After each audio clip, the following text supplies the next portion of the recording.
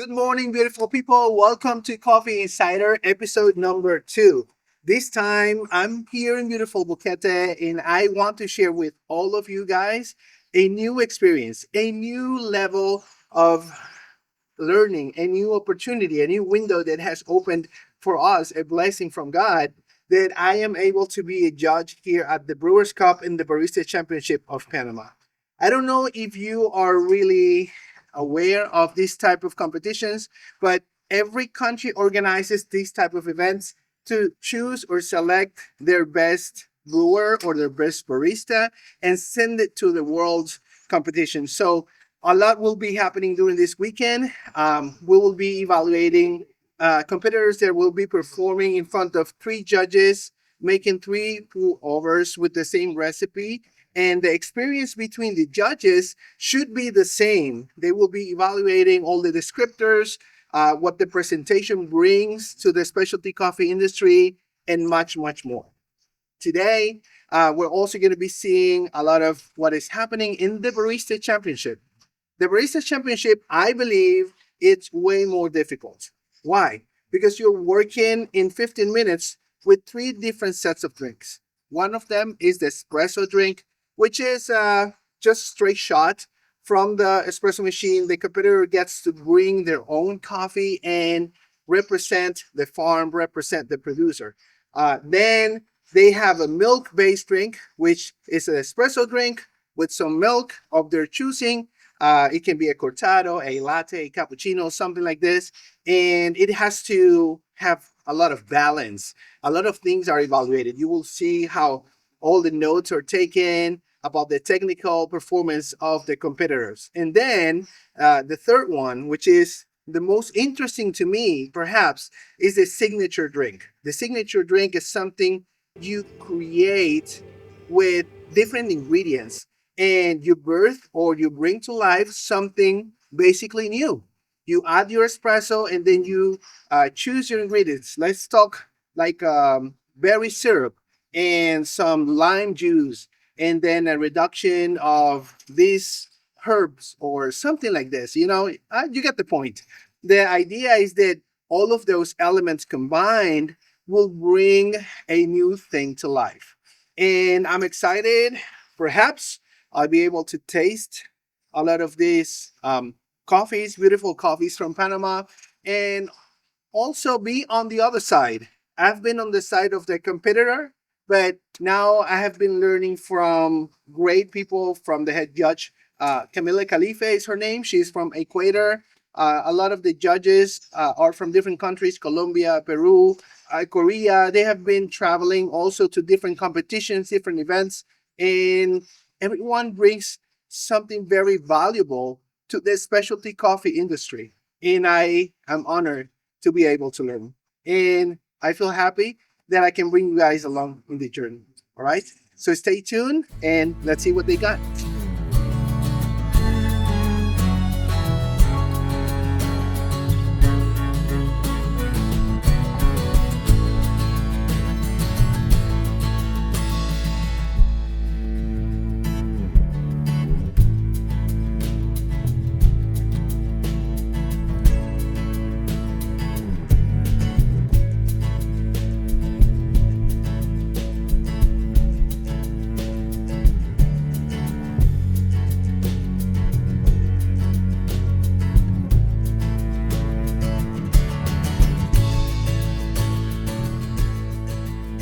The aftermath.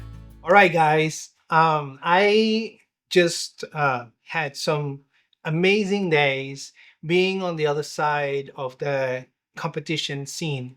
I was able to learn from amazing, amazing people, very experienced judges, what they are looking for, what they evaluate, what they discuss behind closed doors about each of the competitors and about the coffee itself that they just prepared or brewed. I was able to judge some in the compulsory. The judges don't really know whose coffee it is. They just get their coffee, so to speak, their sample, and they get their score sheet, and they get a code. That's it. It's blind completely. And just going at it from a very objective point of view, I thought that was really amazing. Just because they don't even have control over which coffee it is. They don't even know when they're brewing it which coffee it is. So that I believe levels up the ground for true baristas, for true people that really know coffee altogether. Because once you see the beans, once you see the shape of the beans, once you have a feel and taste of what they smell like, then it's like a puzzle in your brain that you put together. You put all of these pieces together and you think, okay, so I may want to do water at this temperature. I may want to do this ratio. I may want to do this grind size and control all of the variables. And that really is, as I think, like one of the opportunities that every competitor has to say, all right, let the best man win, or woman in this case. Congratulations to the champion. She's a very young girl. She's only 17 years old. Sophia Luttrell is her name. And she is the daughter of a producer. And I love seeing how new generations and young people get involved and develop this passion towards the specialty industry. As far as the barista, I was able to judge in the technical aspect, which is basically judges that are looking out for all of the details of the execution, like did he clean the portafilter? Did he flush the group head in the espresso machine? Did he clean with the right towel? Did he use the right towels? All of these sort of things that give them technical points. And I think that is very important for standard procedures. Even at the restaurant, at our coffee operation too, on our coffee bar, I believe it is very important to follow these competition standards because that gives the whole workflow a new level of excellence. That's how I feel. I am thankful for this opportunity I had over the weekend. I learned so many new things.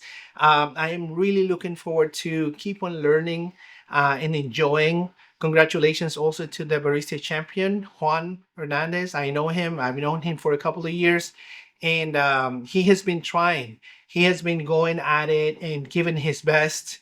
One of the things I wanted to mention and kind of share with all of you guys is nervousness, or I don't know how to say it in English. Maybe just how shaky or how do you feel when you are on the stage?